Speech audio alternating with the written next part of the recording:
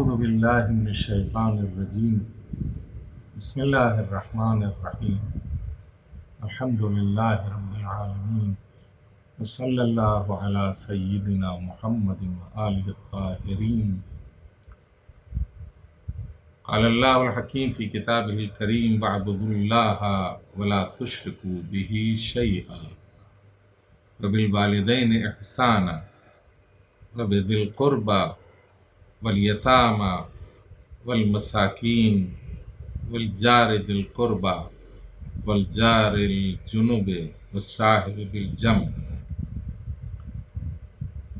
قرآن مجید کی سورہ نساء کی 36ویں آیت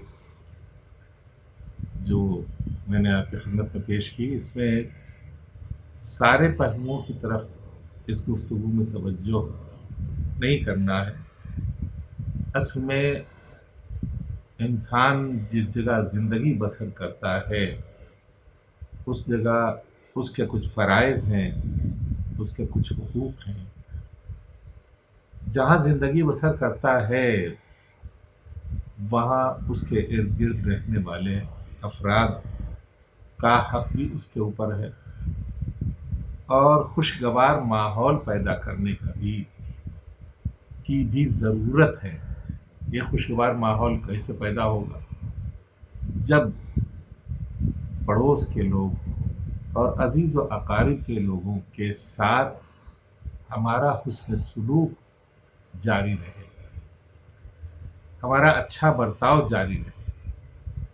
افسوس کی بات جو ہے وہ یہ ہے کہ اس زمانے میں جو بہت بڑی مشکل ہے وہ ہم اپنے بھائی کے سلسلے میں بھی اپنے حق کو نہیں پہچانتے، اپنے عزیزوں کے سلسلے میں، اپنے ماں باپ کے سلسلے میں بھی اپنے حق کو نہیں پہچانتے، ان کا حق ادا نہیں کرتے، اور نہ وہ ہمارا حق ادا کرتے ہیں.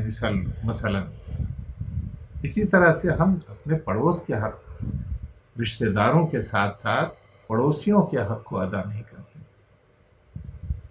انسان کا اس کی پوری زندگی میں جو حق ہے، ان حقوق میں اگر انسان کا کوئی بھائی ہے اور مومن ہے، انسان ہے، بھائی ہے، عزیز ہے، رشتہ دار ہے اور مومن ہے، تو تہرا حق ہے کہ ہم ان کو ادا کریں.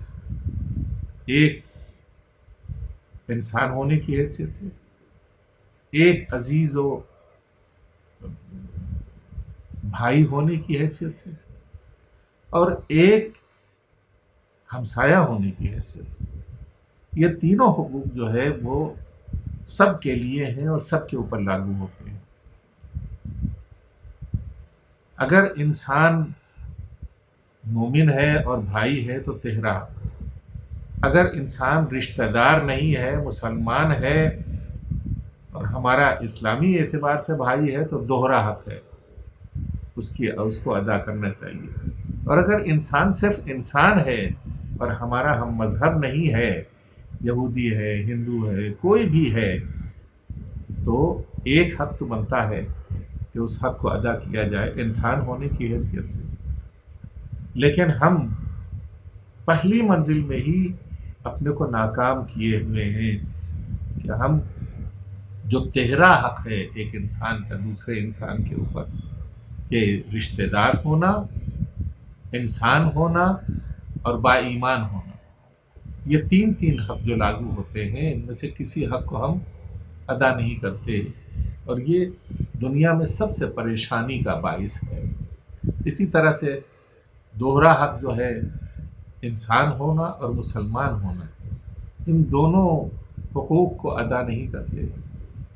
اور اسی طرح سے انسان ہونا صرف کہ جو ہمارا ہم مذہب بھی نہ ہو، ہمارا کیش بھی نہ ہو، ہمارا ہمسایہ ہے، پڑوسی ہے، تو اس کا بھی حق ہمارے اوپر بنتا ہے کہ ہم اس کی دیکھ بھال کریں، اس کے سلسلے میں خیال رکھیں، اس کی مشکلوں کو آسان کریں.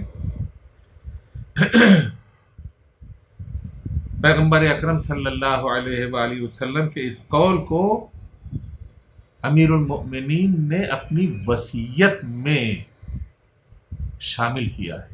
اللہ اللہ فی جیرانکم، بہت ہی اہم وصیت ہے امیر المومنین کی۔ مرتے وقت آپ نے یہ وصیت اپنی اولاد سے بھی اور اپنے عزیز و اقارب سے بھی اور ان تمام لوگوں سے کہ جن تک امیر المومنین کا یہ پیغام پہنچ رہا ہے ان سب تک یہ وصیت امیر المومنین کی جاتی ہے۔ اللہ اللہ فی جیرانکم، خدا را اپنے پڑوسیوں کا خیال رکھو۔ فإن النبی اوصى بهم وما زال رسول اللہ یوصی بهم حتی ظننا انہ سیورثهم۔ بہت ہی اہم پیغام ہے کہ جو اس وصیت میں امیر المومنین کی ہمیں دیا گیا ہے۔ خدا را اپنے پڑوسیوں کا خیال رکھو، اس لیے کہ میں نے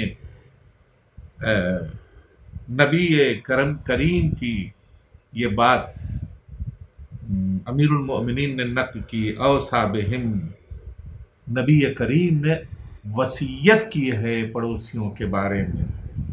وما زال رسول اللہ یوصی بہم، اور اس قدر وصیت فرمائی ہے پڑوسیوں کے سلسلے میں پیغمبر اکرم صلی اللہ علیہ وآلہ وسلم نے کہ ہمیں یہ گمان ہونے لگا کہ ایک پڑوسی دوسرے پڑوسی کی وراثت پائے گا، ایک پڑوسی دوسرے پڑوسی کا مورث ہوگا، یہ وارث ہوگا۔